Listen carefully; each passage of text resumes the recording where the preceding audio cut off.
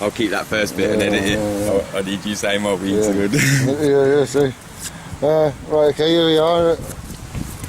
Oop North, but not as far north as north could be. And I'm here with Badda Bing, as some people are commonly known as Badda Bing. How's it going, mate? Cool, peace, Driller. Nice to meet you, my friend. Yeah, wicked to meet you, wicked to meet your dogs. Thank you. My loyal bitches. Yeah, everybody needs loyal bitches, man. Oh. It's nothing like a mother and daughter, huh? Right, so I saw you had a conversation with Roger Hayes, and you asked him about his constitutional title, and with Roger Hayes, he's the chairman of the British Constitution Group. So you asked him, can we turn around? Yeah, and you sent him an email or a message asking him what his constitutional title is now. I'd not heard of a constitutional title, and I'm not as schooled as you are in that, or I haven't researched it at all. But what is a constitutional title? Well, Darren DJ touches on this a bit in a few of his documentaries, but you'd have to watch a good hour of it before he touches on it, because the way he sees it, I assume, is if you've not got the patience to listen to someone for an hour, you don't deserve that sort of knowledge, I suppose. I'm not sure how he looks at it, but that's the way I interpret it. But I've actually gone and researched this stuff out for myself. I don't take anyone's word for it. And I've been in touch with a magistrate, a master of law. Yeah, right. And I've put it to him, and these are honourable men. They won't lie to me. And I've put it to him that is my master title, which we're all made aware of when we were very little, one way or another. Yeah, because they call kids like if you're a boy, yeah, like, I was Master, Gary, whatever, like. Well, that's how I used to always, like, I get it, if I got a letter, it was always Master. But there you go, that's your inherited constitutional title. So can you define Master then? It's someone that sets policy and procedure for all their affairs. So you're master of your own affairs. So the people that are going, I'm not the mister, I'm not a legal fiction, I'm not the name on the birth certificate. Well, you kind of are, but the title you've been given, your Mr. title, is a title of courtesy, a trade, and you are vicariously liable for that title because everyone's used it in some aspects of their life and people have adhered to it. You can't just all of a sudden ignore it without logic. Right. Yeah? If you're in a courtroom saying, I'm not a legal fiction, then you're an unincorporated corporation speaking for a corporated corporation saying that you don't exist. Now that is just not logical and very stupid, using corporate models to tell a corporate structure that you don't exist in this corporate world, when quite clearly you do. Now my point to Roger Hayes is, if he's running, or the chairman of, the British Constitutional Group, surely he should be aware of his inherited constitutional title in law. Why? Because it shows integrity and competence of the job. Yeah, it's been verified to me by a magistrate that is a constitutional title, and it would be hard for any administrative judge to administrate over that title in law. Yeah? But so, you can acknowledge yourself as a master, then back down into jurisdiction as a mister, because you're vicariously liable for all your affairs. But all you're doing is showing that you have jurisprudence in that matter, jumping out of jurisdictions, and if you've done wrong, you've done wrong. If you want a cheap packet of fags and try and con everyone, you're going to lose. These are masters of law. You're not going to fool them because you've read 2 pages of a book and think you're going to outwit these masters. It's just not going to happen, and it's never happened. And some people say it's their law. I'm not abiding by their law. Yeah, that's what I say. But I don't know anyone who's 300 years old that walks this land. Right? I don't know. Exactly, any so it wasn't written for me by me, was it? But do you not think there was men like me and you around 300 years ago when this sort of stuff was created, arguing the toss that saw future manipulation and how it could be manipulated in the future and set precedents back then. So Yeah, but good for men them, with their awareness actually spotted this. But I also I can't verify this, but my I put it to you, there's always been good men arguing a good my great grandfather and my great grandfather before that on my father's side were all foresters, yeah, and they were free men of the forest, yeah, and they had their own laws and they actually had more rights than any of the citizens, yeah, they weren't deemed citizens, yeah, so I'm saying that there is their law, yeah, that's how the road travellers there, Rome. like, well, yeah, no, not Rome. I'm talking about just the corporate law that claims its statutory powers over all of us because they have our signatures and stuff like that. But what is consent? Yeah, what is consent is something that I've never had an opportunity to give.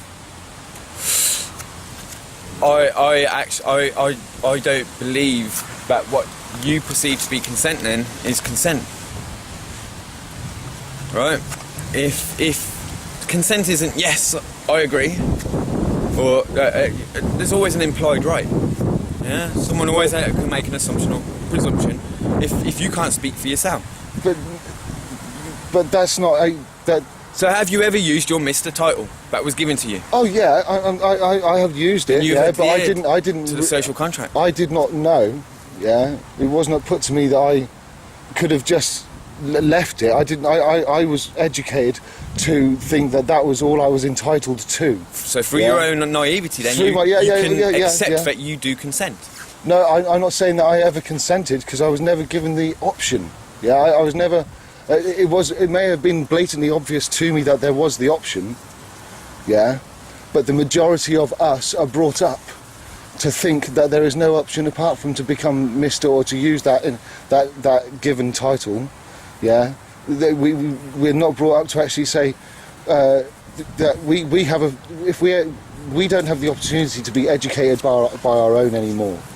Yeah, and if we were educated by our own, we would certainly come up with a lot more practical laws, yeah, in our own spiritual family way, yeah, which then we would be able to discuss and then enter into contract. I'm not disputing. Yeah, so this is where I'm saying I was never given that consent.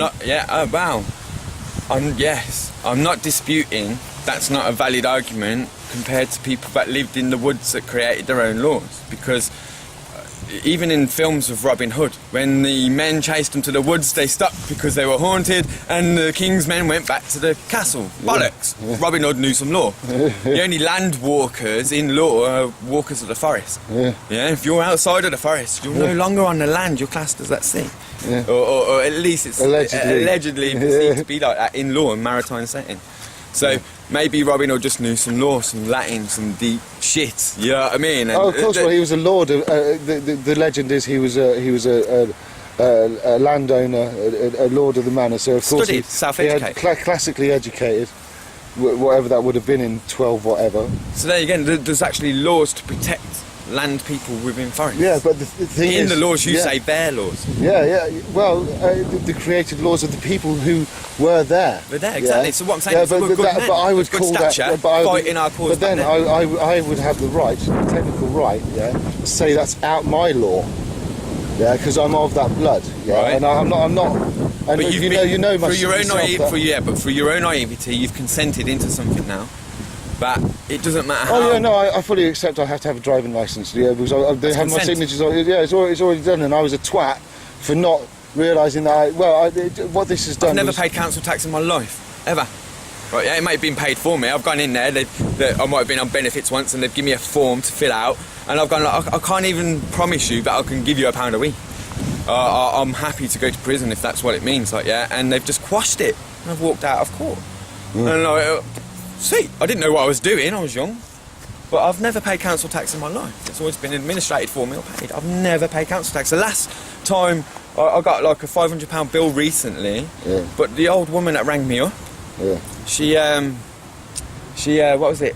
She made a contract with me saying that she'll send me something to sign and I'll send back and I'll pay £5 a week. All she did was send me a bill and a card to pay £5 a week, and they've never chased me up for it because they broke the contract. Right, yeah. So Well, no, did you have to sign the back of the card? no, I didn't have to sign nothing. I've Yeah. never paid nothing Yeah. because you know how they record the calls. Yeah. Are we recording for training purposes? Blah, blah. No, it's to make sure they get you in the right area of law Yeah. in order to enforce whatever it is they're trying to enforce on you.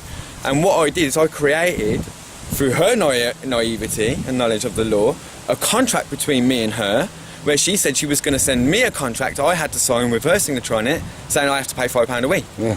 Right, and I'll send that back to him with an agreement. Yeah. No such contract appeared. Yeah. Right, there was a bill saying £5 a week. I've never paid it, and I've never been hassled for it because they've broke the contract. And how and long's that gone on for? I've, How long ago was that? That was about 9-10 months ago. Right. Not heard a thing. Okay. Not heard a thing. You know what I mean? And that was just over the that was just a simple verbal contract, which is one of the highest degrees of law you can get. You know what I mean? No assumptions, no presumptions. I'm going to work with you. You're going to work with me. She made a contract as a representative for the council. Is it technically a verbal contract then because it was being recorded?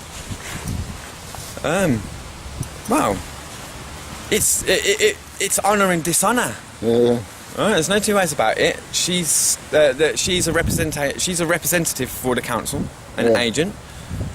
Therefore, she made an agreement with me. The agreement hasn't been fulfilled. Yeah. I don't have to fulfil any obligation.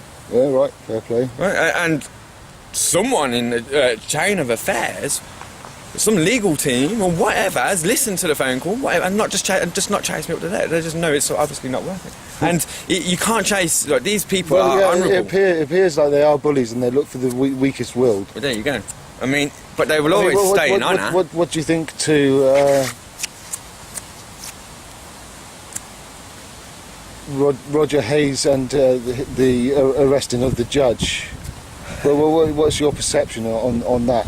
Well, he never arrested no judge. But did a judge get arrested? No, because the judge remained in honour.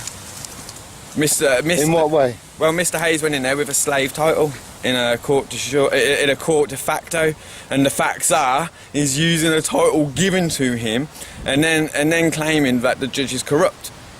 Well, listen, the courtroom in any setting, whether administrative, de jure, or whatever, is only a representation of your mind and your knowledge of the law.